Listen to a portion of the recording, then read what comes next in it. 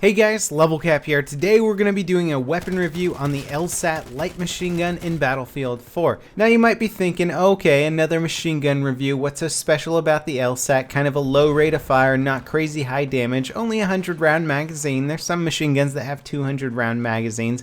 What is special about this gun? Why should I even bother considering it over any other machine gun in the game? Well, I'll tell you, the LSAT actually has some very cool abilities to it if you figure out how to shoot it properly and how to outfit it properly. Diving directly into the stats from simthick.com, I want to point you in the direction of this weapon's recoil. It's that little box that has an arrow that points left, up, and to the right. So the left recoil is 0.25, the vertical recoil is 0.25, and the right recoil is 0.25. A pretty equal recoil in all directions. It basically means you don't need to do a lot of recoil control with this weapon. One very special aspect of this though is that the first shot recoil multiplier is only 1 times.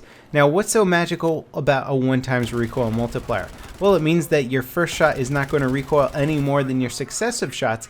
It also means that if you attach something like an angled foregrip, which reduces your first shot recoil by about 33%, you can actually get less than a 1 times recoil multiplier. So that 0.25 in every single direction gets reduced by approximately 33%. This means that if you tap fire the gun, you have incredibly low recoil and you can put a lot of shots in the exact same place. And you're going to notice in a few clips here when I just tap fire, tap at long range targets, I'm able to get some kills very quickly. It's almost like using it as if it were a DMR. The sights stay in the same position pretty much. You just line it up, tap real fast, and you will get kills. Now this technique is certainly not new to the Battlefield franchise. In fact, it's very successful with other LMGs such as the Type 88. However, the LSAT is really one of the best tap firing guns in the game because it has a very low recoil to begin with, a very low first shot recoil, and this is basically going to allow you to be as accurate as possible.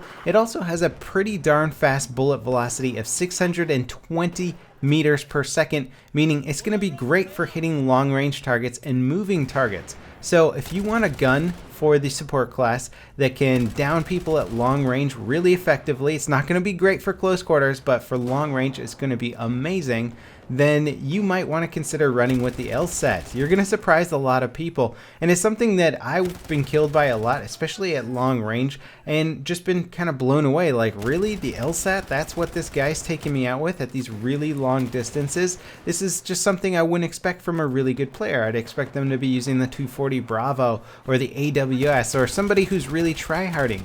No, the LSAT is literally one of the best long range machine guns, provided that you tap fire appropriately. Now, when I was first testing out this technique, I didn't actually have the angled foregrip at the time. Don't worry though, the gun is still great for tap firing even before you get all the attachments that you want. In fact, I decided that I don't even really like a barrel modifier on here. If you get the flash suppressor, then go ahead and equip that, but I don't think the heavy barrel or anything else is really necessary. The angled foregrip reduces that first shot recoil enough that you don't need any sort of recoil compensation beyond that.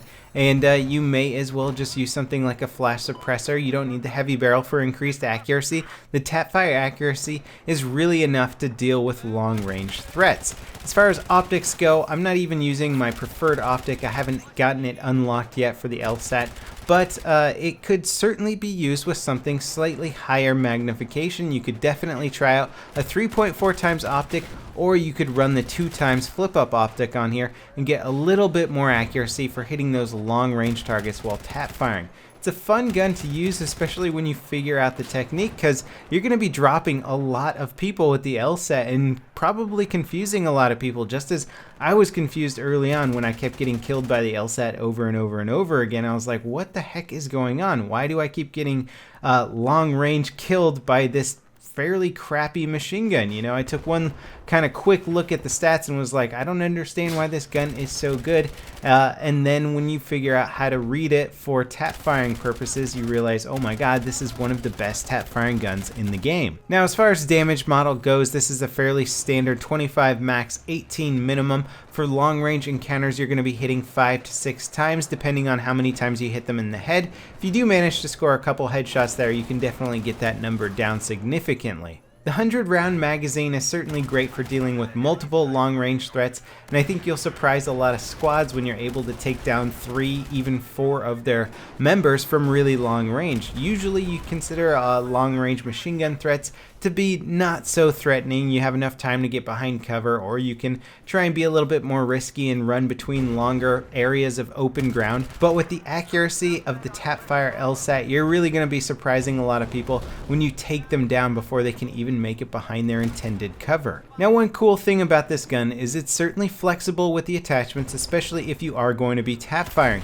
Like I said before I had the angled foregrip, I was still having a very easy time tap firing my targets at longer ranges. So if you want to use something like a stubby grip, even an ergo grip, if you like to dance back and forth while trying to shoot at the same time, that might be a better attachment for you. It's very flexible. Now I'm using the EOTech red dot sight on here. Certainly not my favorite red dot, but as you can see, the performance of the gun is certainly carrying me through the game regardless. I would much prefer something like a Cobra sight or a Coyote sight, but as long as you have the technique down with that tap firing, your accuracy is generally good. You're going to have no problem dropping people from long range. And as you can see here, medium range too. There's a lot of people trying to swarm around this MCOM, and I'm able to take them down very quickly before they have any idea to try and locate me and return fire. You'll notice I wasn't taking any return fire in that clip there because I'm killing my opponents so fast that they just do not have the time to turn, figure out where the shots are coming from, and try and take me out before I take them out. So how about some advanced techniques for this weapon, or really any gun?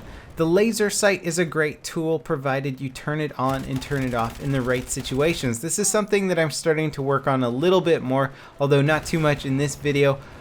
Turning off the laser sight in appropriate situations is great. If you think you're going to be doing a lot of long range firefights, turn off your laser sight. If you think you're moving into close quarters where there's going to be some enemies right around the corner or in close range, turn on that laser sight. Take advantage of the hipfire capabilities that it provides. And if you're a PC player, I recommend binding your flashlight key to something on your mouse. Personally, I use it as one of my thumb buttons there, and that allows me to toggle my laser or my flashlight on and off without jeopardizing my mobility by taking one of my fingers off of the WASD keys. So overall, I'm pretty excited about the LSAT's accuracy at range while tap firing it. I finally figured out what people were doing to me with the LSAT, and it's like this newfound power, and I'm happy to share it with you guys. Hopefully you can master the tap firing on the LSAT and confuse your opponents as well, and at the same time build yourself a very good long-range light machine gun. Please let me know in the comments if you guys have any guns that you have figured out special ways of shooting, special attachment combinations that allow you to get a performance out of it that you might not otherwise think about. As always guys, thanks for watching, and I'll see you next time. This is LevelCap signing off.